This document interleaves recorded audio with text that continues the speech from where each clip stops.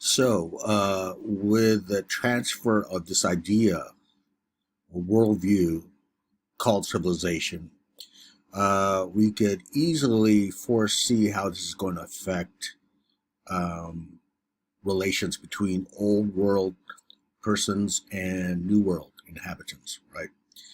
So let's ask the question, how did Indians think about being lumped into this category of being, quote, savage or uncivilized, right? So I have a quote here from one tribe leader who is discussing, or actually refuting, is the proper verb here, the accusation from the French that they were uncivilized, right? That they had no, uh, no sense of being culturally appropriate, right? No manners, no religion, all this stuff, no Christianity, that they worshipped animals and stuff. Okay, let's see what he says.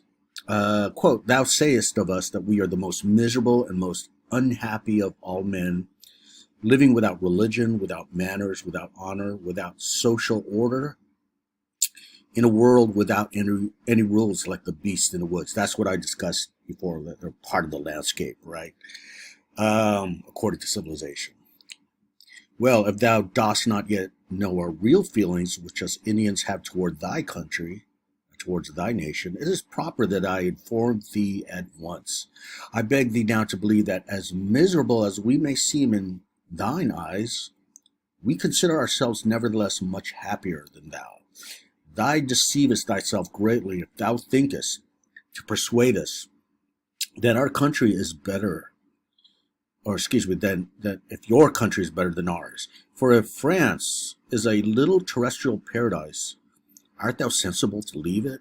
And why abandon wives, children, relatives, and friends? Why risk thy life and thy property every year in order to come to our country? We believe further that you are incomparably poorer than we. As to us, we find all our riches and all our conveniences among ourselves without trouble and without exposing our lives to the dangers in which you find yourselves constantly through your long voyages. There is no Indian who does not consider himself infinitely more happy and more powerful than the French. Okay, so there you go. There's one example, among many, I'm sure, that were responses to this accusation of being uncivilized, right?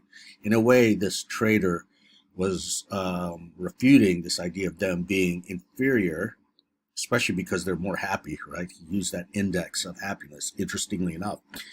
But also he's disclosing, revealing what is the true intention of the French there. They're trying to take, quote, the riches and the conveniences that we have, right? Um, the Indians don't have to go anywhere to be happy, to find all the riches. It's the French that has to go to them, right? The Indians. So there you go. A really good example of refutation of being uncivilized. So now what we're going to do is talk about, in a very broad sense, the three European empires that explored and settled before the English. Okay, and this is happening, of course, after 1492 and throughout the 1500s. We'll spend most of our time on Spanish attempts to colonize, but also to a lesser degree the French and the Dutch. Okay, why? Because Spain was really at the forefront of this process here. Okay, so Spanish colonization, and if you look at the first bullet here, this kind of explains the motivation behind Spain in their very active exploration and subsequent colonization of the New World. Okay, the three G's, if you will: God, spreading Christianity; gold, or that's just gold is one example of wealth, right? We could talk about wealth in general. And glory. What's glory? Well, back then is the beginning of this age of European imperialism. That's what it would be called by historians, the age of European imperialism, whereby you see all these European empires competing with each other and even going to war with each other. In fact, constantly going to war with each other. And one measure of being, more glorious, to use the term, right, glory, than their rivals, their European rivals, was measured by the extent of their territorial possessions throughout the world. In other words, the larger empire you had, the greater you were. Right. So certainly this is the case with the Spanish in their attempt to claim this land in the New World. Right. You may be familiar with this, where this, the Spanish explorer, the leader, sets foot in the New World. They plant the flag down, right, the Spanish flag, and say, "I claim this land in the name of King Philip," right? So there you go, the glory, right, involved with this. Okay, so yeah, these are three imperatives, if you will, motivating Spanish colonization. All right, and we'll go back to encomienda system in a bit, but many of you are familiar with this sort of early exploratory efforts by the Spanish Empire. I've invoked things like Cortez and his Aztec Empire. If you don't have a background on this, please read the reading and you'll acquire it that way. But yeah, you see the Spanish and their conquistadors, to use their term, right? Conquerors, making impressive headway in terms of exploring the New World. Even here in Southern California, we are familiar with the surnames of these various conquerors, Spanish conquerors, like Balboa, Coronado, Cabrillo. All of those are names of these Spanish conquerors. Okay, so this happens a little later in 1500s, right, when they reach the Pacific, specifically Balboa. And what's also interesting to note here is the conquest, right? Now we know the real reason for conquest, according to Crosby, it's ecological imperialism. But nonetheless, when you look at it, even from their perspective, right, the Spanish, that is to say, during this time, and how they're viewing their various achievements and their achievements with conquest, right? For example, Cortez, the Spanish conqueror, he conquered the Aztec Empire with only about 350 men, and he was joined by the enemies of the Aztec Empire as well. But nonetheless, you have this conquest of the mighty Aztec Empire in present-day Mexico, right, with only about 350 men. And then you see this other, later on, you see this other conqueror named Pizarro. He's going to go down to, southward towards South America. And he's going to conquer the great Inca Empire with only about 200 men, right? And by the way, the Inca Empire was even more extensive than the Aztec Empire. You had thousands of miles and, over 9 million people. So you could understand why the Spanish historians back then, when they're trying to take record and later to recite the great achievements of the Spanish emperor, the Spanish king, that is, and the empire itself, how they're going to look at it in, quote, exceptionalist, unquote, terms, right? That it was meant to be due to their, superiority. Okay, so you have the establishment of what's you could call Spanish America, right? It stretched from what I just mentioned, the Andes Mountains, where the Inca Empire was, all the way northward to present-day Mexico, like I said, into the Caribbean, right? Now, when they go on to conquer and settle these areas, they're obviously going to try to gain wealth. Aside from, glory and God, there's also gold, so to speak, or just wealth in general. Now, if you look at the bottom slide here, this is a depiction of what's called the encomienda system. All right, and let me go back to this encomienda system. What was the encomienda system? Well, when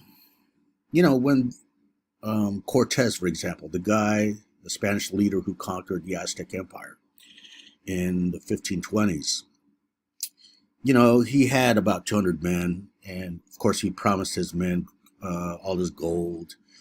And there was a lot of gold that was hidden by Moctezuma, sometimes known as Montezuma, right, in the coffers, right, of the imperial treasury there, right.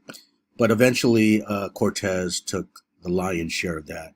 But his men began to become disgruntled. Hey, where's my gold? Where's my riches? Where's my wealth that I was promised? Well, as a way to appease his men, what he did is start the very beginning of what became called the encomienda system, whereby he parceled out, some land to his soldiers, and moreover, he allowed them to enslave the natives. Okay, so there we go. We have the use of the, quote, inferior native, unquote, who are uncivilized for the purposes of labor. Okay, so that's important to note. Labor is very crucial in history. Okay, how are you going to find your labor force, right? It's very important, especially in present day capitalism, right?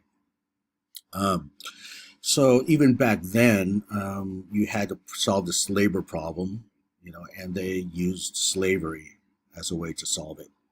But of course, not yet African slavery.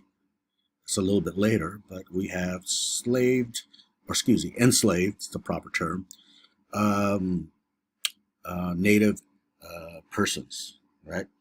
So it became to the point where, as you see in this bottom slide, it became controversial actually, because it was marked by mistreatment, exploitation and mistreatment and brutality. Okay, and according to this artist here, you see this poor guy tied to the whipping post, being whipped. This person, I'm not even sure what's happening here. Okay, I've always wondered. You see, these are women working the field, and she's being chased around, being bludgeoned, it looks like. Okay, so this early encomienda system was again characterized by mistreatment, to the point where some people began to protest, began to call out, the Spanish leaders, if you will, and to remind them that, we're supposed to be spreading Christianity and not enslaving these people, right?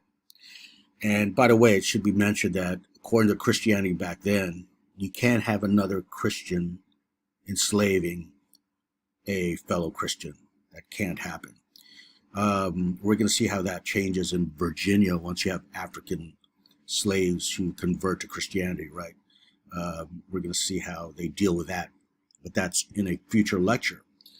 Okay, so the encomienda system became controversial, and in particular, this guy, Bartolome Las Casas, that's him right there. He was a Dominican friar that protested against this, and he actually went through official channels to complain to the highest officials in Spain itself, right? And it became a topic of debate. The enslavement and mistreatment, the abuse of the Indians at the hands of the Spanish. Las Casas obviously is condemning it. But here's the thing. If you own a encomienda system, at first they were Cortez's men, but eventually more Spanish are coming over. They get their own encomiendas, right? So the encomienda system is expanding in the New World, if you owned the slaves and the land called the encomienda system, then you were called an encomendero. Okay, encomendero. So if you are an encomendero, you didn't want this topic to be one of controversy, right, in Spain, because they might eradicate it. And there goes your wealth acquisition. In other words, you have to defend slavery and mistreatment and the encomienda system in general. So this evolved into a public debate that became famous. Las Casas was Dominican friar who protested against it. He was actually with Columbus on his later voyages, and he witnessed the development of the system to the point where it became exploitative, extremely exploitative and abusive. But the person who's going to defend the interest, the economic interest really, of the encomenderos, whose wealth again was at stake here, this guy named Sepulveda. Okay, so again, a great debate erupts here. In Spain, by the way, not in the New World. Okay, so what is the nature of this debate? It all revolved around whether the native inhabitants could be justifiably enslaved or not. Because as I mentioned, if you're a Christian, you can't enslave another Christian, right? This is before massive conversion happened, right, where they all became converted to Catholicism. All right, so here's what Las Casas argued. He argued that the native inhabitants, and this sounds a little strange to us today, but he argued that the natives in the New World indeed possessed souls. They were not soulless. They had souls, just like any other Christian, right? Why is this so important? Because if you know Christianity, it's all about, the afterlife. When you die, your soul migrates to heaven, right? Or perhaps not to heaven or to hell, right? Depending on your actions during your lifetime. So the soul was considered to be central belief in Christianity. If you possessed a soul, you could become Christianized. All right, so Las Casas is saying this. Yeah, they have souls. They deserve to be Christianized, to be converted. We should end the encomienda system because this is not how you treat people who are going to be converted into Christianity, right? He basically is denouncing Spain for the deaths of, hundreds upon thousands of innocent people, at the encomienda system. Okay, so Sepulveda, on the other hand, is going to argue that, no, they don't have souls, okay? And he'll say, hey, just look at them, observe them. They're uncivilized, they're savages, right? They involve themselves in human sacrifices. They involve themselves in cannibalism, things like this. Things that, as we discussed, are uncivilized, unchristian-like. So he argued, Sepulveda, that they're natural slaves, in other words, by a simple virtue of them being uncivilized, okay, that they don't have a soul. They commit these, quote, crimes against nature, so to say. Okay. All right, so that's the nature of the debate. And this actually reached the Vatican, right, the Pope. And guess who he sided on? He sided with Las Casas, right, that, yes, they do have a soul and we should engage in the proselytization. They should proselytize, that is to say, evangelize Christianity, specifically Catholicism. And therefore, you see conversioning happen, right? Still today, if you go to Latin America, so to speak, right? Pretty much any former colony in South America, right? Or Central America, most people there are Catholic, right? And that's obviously a consequence that happened in the aftermath of the Las Casas versus Sepulveda debate. Now, before we leave this discussion behind, what I want to emphasize here is something that relates to an earlier concept that I introduced. And that's the idea that race is a social construction. Okay? Stated otherwise, race does not happen in nature. It's not natural, right? It doesn't naturally occur. Rather, human beings, people, we invent race. We create race. Now, this seems almost counterintuitive to us today because, oh yeah, there's African American, there's Caucasian, there's Asian, what have you, right?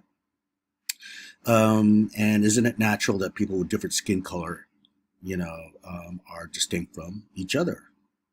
So at first glance, it's hard to wrap your head around this. Perhaps, right?